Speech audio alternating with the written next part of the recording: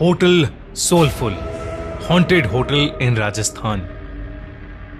3 दोस्त पीयूष, विकास और अमित राजस्थान के एक छोटे से गांव छीत्री आए थे। वो लोग अपने बिजनेस के लिए उस गांव में फैक्ट्री डालना चाहते थे, क्योंकि उस गांव में जमीन और मजदूर दोनों ही काफी सस्ते थे। उस गांव में अमित ने होटल सोलफुल में रुकने का बंदोबस्त किया था। होटल सोलफुल एक छोटा सा होटल था। कोई आलिशान पत्थर नहीं थे उसमें, बस ईंट से बनी सफेद रंग की एक मंजिला इमारत और नीचे खाने का एक वेज रेस्टोरेंट, जिसमें भी टेबल और दरवाजों पर धूल लगी हुई थी, जैसे वहां का चूल्हा हफ्तों से जला ही नहीं था। जैसे ही वो लोग होटल पहुंचे तो उन्होंने देखा कि वहां कोई स्टाफ ही नहीं था। बस वॉचमैन के नाम पर एक बूढ़े से चाचा बैठे थे जो अपनी बीड़ी पी रहे थे। पीयूष और विकास दोनों ही अमित को डांटने लगे, क्योंकि होटल बुक करने की जिम्मेदारी अमित की थी और वो होटल एकदम थर्ड क्लास लग रहा था। उनकी बातों को सुनते हुए वो वॉचमैन चाचा उन तीनों के पास हंसते हुए आए और उनसे पूछने लगे कि क्या वो होटल सोलफुल में ही रुकने वाले हैं। उन तीनों ने सर हिलाकर हां कहा और चाचा जोर से हंस पड़े। हंसते हंसते ही फिर उन्होंने चलना शुरू किया और कुछ गुनगुनाते हुए वहां से चले गए। उन तीनों ने उस वॉचमैन चाचा को पागल समझकर उनकी बात पर ध्यान नहीं दिया। तभी रिसेप्शन पर एक आदमी आया, छोटे कद का, घनी मूंछों वाला। उसने उन्हें रूम की चाबी दे दी। वो लोग ऊपर अपने कमरे में गए, अपना सारा सामान रखा और कुछ देर आराम करने लगे। पीयूष को अचानक प्यास लगने लगी और रूम में पानी नहीं था। पीयूष पानी लेने के लिए जैसे ही रूम के बाहर निकला, उसे पायल की एक झंकार सुनाई दी। ऐसी आवाज जैसे कोई पायल पहने भाग रहा हो। पीयूष घबरा गया। उसको यह बात बेहद अजीब लगी, क्योंकि उस होटल में कोई और नजर नहीं आ रहा था। अब उसके फ्लोर के कॉरिडोर के एंड से पायल की आवाज के साथ साथ एक जवान लड़की की हंसने की आवाज भी आने लगी। पीयूष उस आवाज के पीछे जाने लगा कि तभी उसके कंधे पर किसी ने हाथ रखा और पीयूष चीख पड़ा। पीछे रिसेप्शनिस्ट पानी लेकर खड़ा था। पीयूष ने अपनी बौखलाहट में उस रिसेप्शनिस्ट को डांटा और पानी लेकर वापस अपने रूम में चला गया। देर रात विकास रूम के बाहर होटल की बालकनी में खड़ा अपनी गर्लफ्रेंड से बात कर रहा था। उस बालकनी से हाईवे का लंबा रास्ता साफ दिखाई देता था। अचानक उस रास्ते पर एक एक्सीडेंट होता हुआ दिखा। विकास चौंक गया। वो नीचे दौड़ लगाने के लिए जैसे ही मुड़ा तो उसके पीछे सफेद कुर्ते में एक बूढ़ा आदमी खड़ा था। उस आदमी की लंबी सी सफेद दाढ़ी थी और मुंह पर ढेर सारी झुर्रियां थीं। विकास उस आदमी को देखकर घबरा गया था, क्योंकि वो आदमी सिर्फ हाईवे की ओर देखकर मुस्कुरा रहा था। फिर अचानक से उसने विकास को देखा और उसने हंसना बंद कर दिया। वो आदमी जैसे ही विकास की ओर बढ़ा, विकास डर कर अपने रूम में आ गया।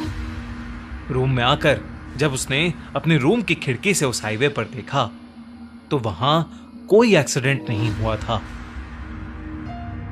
अगले दिन तीनों फैक्ट्री की साइट देखने के लिए निकले, लेकिन गाड़ी शुरू होकर थोड़ा आगे ही बढ़ी थी कि अचानक बंद पड़ गई।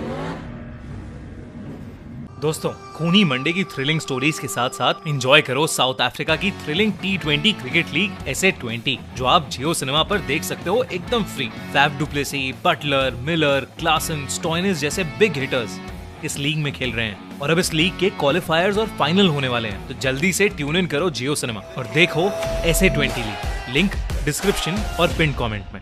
साइट जाने के लिए कोई बस या सवारी भी नहीं थी, तो उन तीनों ने रिसेप्शनिस्ट के कहने पर शहर से एक मैकेनिक को बुलाया। 3 घंटे बाद जब मैकेनिक आया तो उसने थोड़ी देर तक गाड़ी को देखने के बाद कहा कि गाड़ी को वर्कशॉप ले जाना होगा। वो तीनों मैकेनिक के साथ ही टो करने वाली गाड़ी में चले गए और साइट पर उतर गए। साइट देखते देखते शाम हो गई थी। उनको मैकेनिक का कॉल आया कि उनकी गाड़ी पूरी तरह से बिगड़ चुकी है और वो कब तक बनेगी कहां नहीं जा सकता। अब उन्होंने वापस जाने के लिए एक ट्रक वाले से बात की और उस ट्रक वाले को होटल पर खाना खिलाने का लालच दिया। लेकिन जब उन्होंने उस ट्रक वाले के सामने होटल सोलफुल का नाम लिया, तब वो ट्रक वाला बेहद घबरा गया। उस ट्रक वाले ने उन्हें बताया कि होटल सोलफुल में भूतों का बसेरा है। उसने कहा कि होटल सोलफुल एक कब्रिस्तान पर बनाया गया था। एक नहीं बल्कि 100 से भी ज्यादा भूत वहां रहते हैं और इसलिए वहां कोई भी नहीं जाता। पीयूष और विकास के साथ हुए हादसों ने उन्हें सोचने पर मजबूर तो किया, पर अमित भूत प्रेत और सुपर नेचुरल चीजों में नहीं मानता था। उसने ये बात रफा दफा कर दी और ट्रक ड्राइवर से कहा कि वो उन्हें होटल से थोड़ा दूर ही उतार दे। बहुत मनाने के बाद वो ट्रक वाला मान गया और वो तीनों जैसे तैसे होटल पहुंचे। देर रात हो चुकी थी और तीनों कमरे में आराम कर रहे थे। अमित भी लेटे लेटे अपने फोन से खींची फोटोज देख रहा था, लेकिन अचानक वो उठकर बैठ गया। ऐसा लग रहा था जैसे उसके होश ही उड़ गए हों। उसकी तस्वीरों में उनके ही कमरे में कई सारे बच्चे दिखाई दे रहे थे। वो बच्चे शायद जो उस होटल में बसे भूत थे। अमित के हाथ पांव ठंडे पड़ गए। उसने पीयूष और विकास को जब फोटोज के बारे में बताया तो वो तीनों बहुत घबरा गए। वो उस होटल के रिसेप्शनिस्ट को ढूंढते हुए नीचे आए, लेकिन रिसेप्शनिस्ट का नामो निशान ही नहीं था। वहां उन्हें वो बूढ़े चाचा बैठे हुए मिले।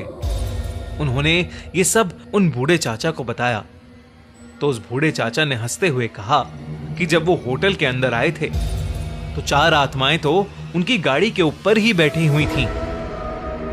उन्होंने बताया कि होटल सोलफुल में पिछले 18 सालों से भूतों का साया था।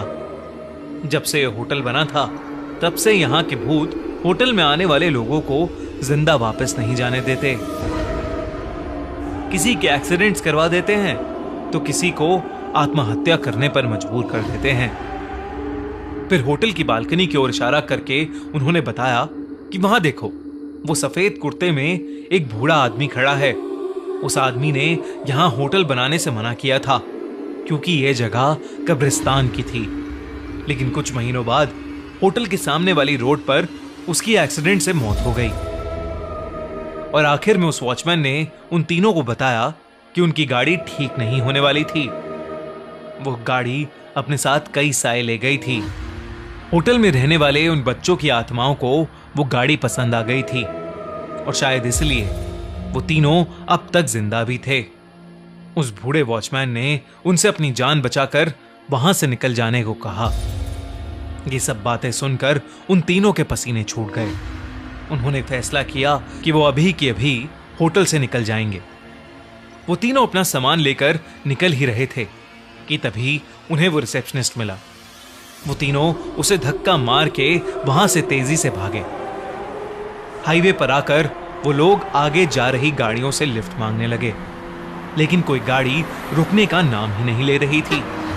तभी वो रिसेप्शनिस्ट उनके पास आया और हाफते हुए उनसे पूछा कि वो लोग भाग क्यों रहे थे। रिसेप्शनिस्ट उन्हें होटल में वापस अंदर आने के लिए कहने लगा और तब अचानक से हवा के झोंके से उसका मफलर उड़ गया और उन तीनों को उसके गले में फांसी के फंदे का निशान दिखाई दिया। उन तीनों के पैरों तले जमीन खिसक गई। वो समझ गए कि शायद यहां सभी मर चुके हैं और कोई भी जिंदा नहीं है। तीनों डर के मारे हाईवे के रास्ते पर भागने लगे। भागते भागते जब कुछ दूर तक पहुंच गए तो उन्होंने पीछे पलट कर देखा। हवा में कई सारे भूत उस होटल के चक्कर लगा रहे थे और रोड पर खड़े वो वॉचमैन और रिसेप्शनिस्ट उन्हें देखकर अजीब तरीके से मुस्कुरा रहे थे। चीत्री गांव के बारे में बात करने से आज भी वो तीनों बेहद घबराते हैं। उनकी जान तो बच गई, पर जिंदगी भर के लिए उनके मन में उस जगह का डर बैठ गया था। अगर आपको ये वीडियो अच्छी लगी तो हमारा चैनल खूनी मंडे सब्सक्राइब करना बिल्कुल मत भूलना।